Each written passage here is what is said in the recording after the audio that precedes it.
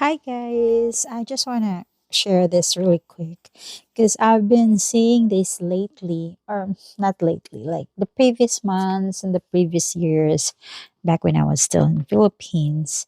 And naintriga ko. And I was saying to myself, maging maraguguan na, try na ko.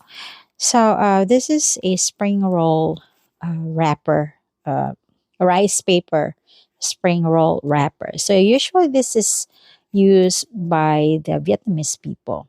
So kay gahit man siya, so what you're going to do is you are going to soak it in warm water para mo humok siya. And then butangan mo din mo siya feeling like that's a sauteed shrimp with some carrots and mushrooms, mince. And then it's the same thing like maghimo tag ato ang atong lumpia bitaw. So ibutangan ni mo siya there, and then pagka satisfied na ka or okay na ka sa kadaghanon, then imo na din siyang sugdan og roll. Imo na siyang putuson just the way we did with the lumpia that we used to cook during birthdays, fiesta, or mga anniversaries or whatever mga kuan gatherings nato diha, no. So ingon ana lang gud siya ka simple. And then ang ako man gud kay I wanna try it nga giprito siya.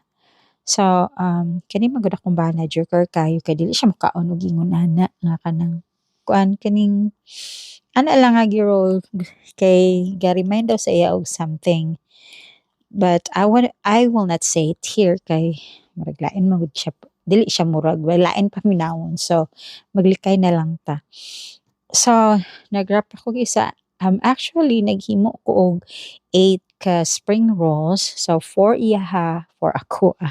Lisod pod 5 iya for 3 ra ako. But I don't know yet kung ganahan ba siya ana. So uh, ingon ana. So ingon ana lang gud ka simple.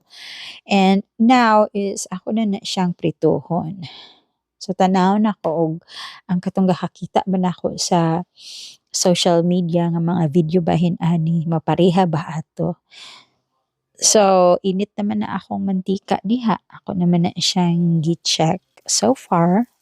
So natay tong nato. So dili pa siya pwede ibali. So ako pa nang pangprituhon tanan ana there. So pasensya lang tagamay manyanay. So naluto na guys, and that's our paniud to lugaw. No, that's puspas and then the lumpia. So now we're going to taste it. Hmm. So actually crunchy siya, but it's dili gid siya pareha crunchy sa atong katong lumpia nat. But it tastes good because of course it's shrimp and gitimplahan naman siya, so lami na gid siya. So it's not bad after all. So I like the taste and it's good. So mga to guys. Take care and ta-ta!